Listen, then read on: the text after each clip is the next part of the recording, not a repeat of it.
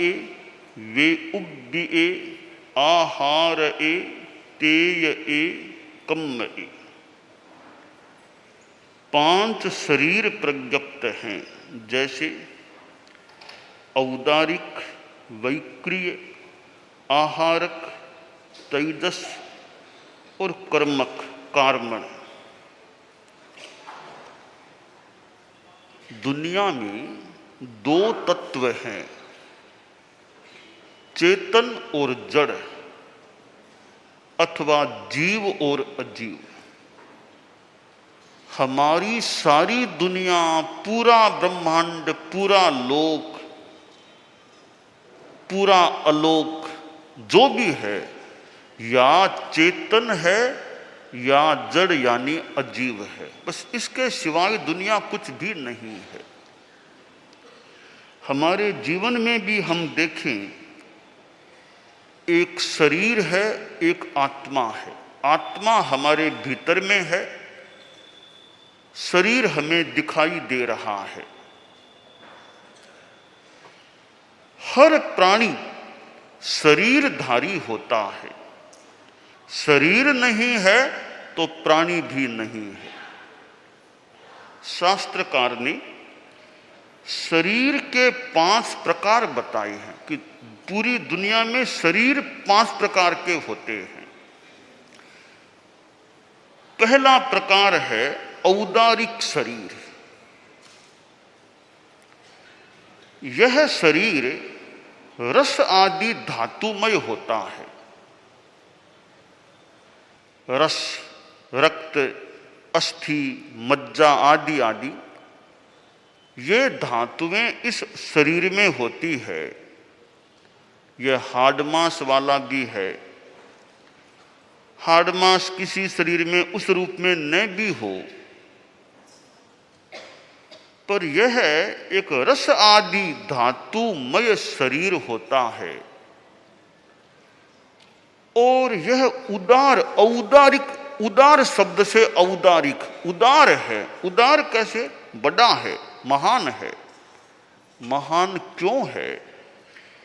कि ब्रह्मांड के बड़े बड़े व्यक्तित्व इस शरीर को धारण करते हैं। ब्रह्मांड का एक महान व्यक्तित्व है तीर्थंकर। तीर्थंकर वे मनुष्य होते हैं और इसी शरीर को धारण करने वाले होते हैं। जैसे भगवान ऋषभ, पार्श्व, महावीर आदि तीर्थंकर हुए हैं। तीर्थंकर आज भी कहीं ब्रह्मांड में हैं, ऐसा माना गया है। तो मनुष्यों का जो यह स्थूल शरीर है, इसका नाम, इसकी संज्ञा है औदारिक शरीर। यह शरीर तिर्यंचों के भी होता है। गाय, भैंस, घोड़ा आदि आदि ये और उधर पृथ्वीकाय, अपकाय आदि प्राणी हैं। इनके जो शरीर है वह भी औदारिक शरीर संज्ञा वाला है। तो यह हम मनुष्यों का जो स्थूल शरीर है, स्थूल पुद्गलों से निष्पन्न है, इसका नाम है औदारिक शरीर। दूसरा शरीर है वैक्रिय शरीर। वैक्रिय, विक्रिया, विविधा क्रिया, जिस शरीर से विविध रूप बनाए जा सके, वह वैक्रिय शरीर होता है। यह शरीर देवों के स्वाभाविक रूप में होता है और नरक के नैरयिकों के भी स्वाभाविक रूप में उन्हें यह शरीर प्राप्त होता है। इस शरीर से विभिन्न रूप बनाए जा सकते हैं। और वैक्रिय लब्धि संपन्न मनुष्यों के पास भी यह शरीर होता है और वायु में भी यह शरीर उपलब्ध होता है। तो यह वैक्रिय शरीर है, यह भी 5 इंद्रियों वाला हो सकता है, हो जाता है। पर औदारिक शरीर से जो साधना की जा सकती है, वह साधना वैक्रिय शरीर वाले प्राणी नहीं कर सकते। औदारिक शरीर वाले मनुष्य तो केवल ज्ञानी बन जाते हैं, फिर वे मोक्ष में भी चले जाते हैं। वैक्रिय शरीर वाले प्राणी उस शरीर की अवस्था में मोक्ष में नहीं जा सकते, न केवल ज्ञानी बन सकते। तीसरा शरीर है आहारक शरीर। यह एक बहुत ही कम मिलने वाला शरीर है। होता है तो मनुष्य के ही होता, और किसी के होता नहीं। यह एक विशिष्ट प्रकार का शरीर होता है। यह सामान्यतया नहीं होता, विशेष स्थिति में होता है। कोई कोई साधु जो चतुर्दश पूर्वी है, श्रुत केवली है, चतुर्दश पूर्वी साधु के पास एक शक्ति लब्धि उसके पास हो जाती है, अगर यानी वो आहारक लब्धि हो जाती है, और वो शक्ति उसके पास है। अब यूं तो बड़ा ज्ञानी साधु है, किसी बात का उत्तर उसके पास नहीं है, या कोई संदेह हो गया किसी विषय में, या कोई तीर्थंकरों के वहां जाने का मन हो गया, तो वह साधु क्या करता है, अपनी शक्ति से, अपने आत्म प्रदेशों से एक पुतला निकालता है, पुतले का निर्माण करता है। छोटा सा पुतला होता है, बड़ा सुंदर पुतला। वह पुतला जहां सर्वज्ञ है वहां जाता है, और वहां से संदेह निवारण करके या प्रश्न का उत्तर लेकर के वापस उस साधु के पास आ जाता है। और यह सारी प्रक्रिया इतनी शीघ्र संपन्न होती है कि आसपास बैठे लोगों को पता भी नहीं चलता कि ऐसी कोई प्रक्रिया साधु ने की है, और सर्वज्ञ के पास पुतले को भेजा है, पुतला वापिस आ गया है। अंतर मुहूर्त ही स्थिति है उस आहारक शरीर की, यानी 48 मिनट से भी कम समय की स्थिति इस शरीर की है। और यह किसी विशिष्ट साधु के पास वो साधु अपनी शक्ति से उसका निर्माण करता है, तो वह आहारक शरीर कहलाता है। उस शरीर के माध्यम से प्रश्न का उत्तर मंगाया जा सकता है। चौथा है तेजस शरीर। यह शरीर हर प्राणी के पास होता है, भले देवता हो, पशु हो, आदमी हो, हर प्राणी के पास यह तेजस शरीर होता है। यह उष्मामय होता है, हमारे भीतर भी है, हम सबके भीतर है। इससे दीप्ति प्राप्त होती है। हमारे भोजन का पाचन करने में इस शरीर का बड़ा योगदान होता है। तेजस उष्मामय शरीर है, भोजन का परिपाक और दीप्ति इसका कार्य है। सूक्ष्म शरीर है, और ऐसा शरीर है जो आदमी मरने के बाद आगे भव में जाता है तो भी साथ में जाता है। परिवार के लोग साथ में न जाएं, यह तेजस शरीर साथ में जाता है, यह सूक्ष्म शरीर। पांचवा शरीर है कार्मण शरीर या कर्मक शरीर। सूक्ष्मतर शरीर है। ज्ञाना वर्णीय, दर्शना वर्णीय आदि 8 कर्म है। उन कर्मों का, वो कर्मों का समूह ही यह कार्मण शरीर है। और यह कार्मण शरीर कारण शरीर है। सारे शरीरों का कारण यह कार्मण शरीर होता है। सुख दुख का, भौतिक सुख दुखों का कारण भी यह कार्मण शरीर होता है। ज्ञान के अभाव का कारण भी यह कार्मण शरीर होता है। तो ये 5 शरीर बतलाए गए हैं। हर प्राणी में कम से कम 3 शरीर तो होंगे ही होंगे। 3 शरीर तो कम से कम हर प्राणी में होंगे, यानी तेजस और कार्मण तो अनिवार्य हैं हर प्राणी में। और उनके सिवाय किसी में औदारिक हो जाए, किसी में वैक्रिय हो, आहारिक तो किसी किसी में होता है, वो भी औदारिक वाले में होता है। दो शरीर तो नियमतः हर प्राणी में होंगे ही होंगे। वे दो हैं, तेजस शरीर और कार्बन शरीर। जो आत्माएं मुक्त हो जाती हैं, मोक्ष में चली जाती हैं, वे अशरीर बन जाती हैं। उनके कोई भी शरीर, पांचों में से कोई भी शरीर उनके पास नहीं होता है। तो हमारे पास जो दृश्यमान शरीर है, यह औदारिक शरीर है। आदमी इसको भोजन देता है, फिर मल आदि के रूप में भी विसर्जन भी होता है। एक बात बताई गई है प्राचीन साहित्य में, वैसे ध्यान देने लायक बात है, स्वास्थ्य की दृष्टि से भी। एक श्लोक प्राप्त होता है, मुत्त निरोहे चक्षु वत्स निरोहेण जीवियम चयई उड्ढ निरोहे कोठम गेलन्नम वा भवे तिसुवी। इस शरीर में पेशाब भी होता है। आदमी के पेशाब की हाजत हो जाए, मूत्र की हाजत हो जाए, उसको ज्यादा रोकना नहीं चाहिए। पेशाब की हाजत को ज्यादा रोकना नहीं चाहिए। और साधु के लिए तो यह कहा गया, यहां तक कि साधु भिक्षा के लिए जाए और बीच में हाजत हो जाए तो बीच में ही कहीं स्थान देख के निवृत्ति करो, हाजत को रोको मत। मूत्र की हाजत को रोक लेने से आंख की समस्या पैदा हो सकती है, आंखों की ज्योति कम हो सकती है, दृष्टि लुप्त हो सकती है। तो पेशाब की हाजत को आदमी को ज्यादा रोकना नहीं चाहिए। हो गई तो हो गई, अब विसर्जन हो जाए, यह अच्छा है स्वास्थ्य के लिए। पेशाब को रोकना ज्यादा देर बढ़िया नहीं माना गया। दूसरी बात बताई है कि मल,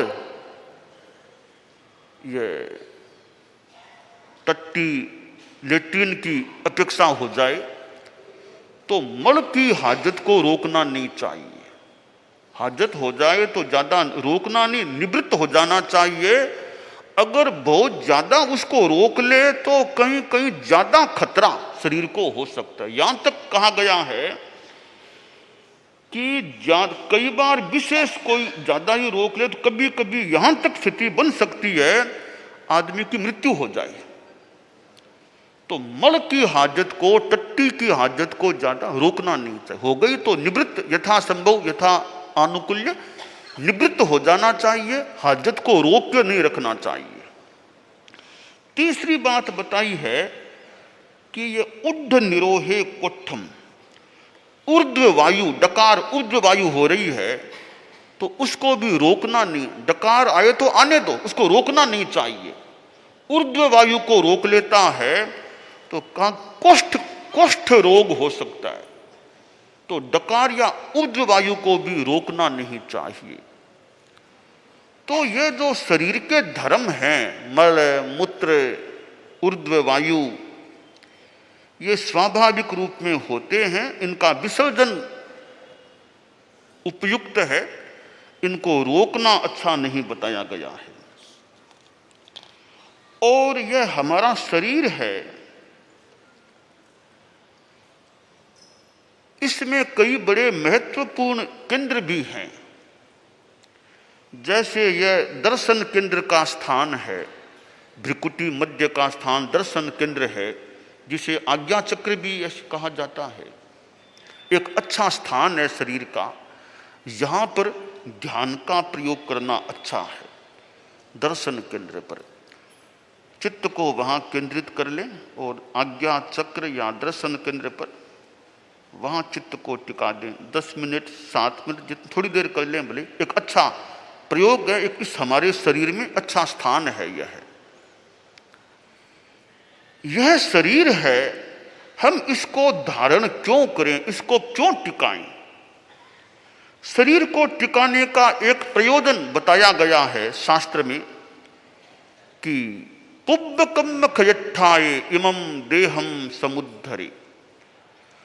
पूर्व कर्मों को क्षीण करने के लिए, अपने पापों का नाश करने के लिए इस शरीर को धारण करें, क्योंकि इसी शरीर से तपस्या साधना हो सकती है, इस शरीर से अध्यात्म का आराधन किया जा सकता है।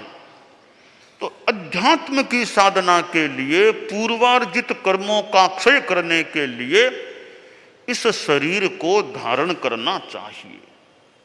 यह हमारा शरीर दूसरों को दुख देने वाला न बने, दूसरों को तकलीफ न दे, अहंकार में आकर, गुस्से में आकर दूसरों को दुख इस शरीर से नहीं देना चाहिए। एक मैं प्रसंग आपको सुनाना चाहूंगा।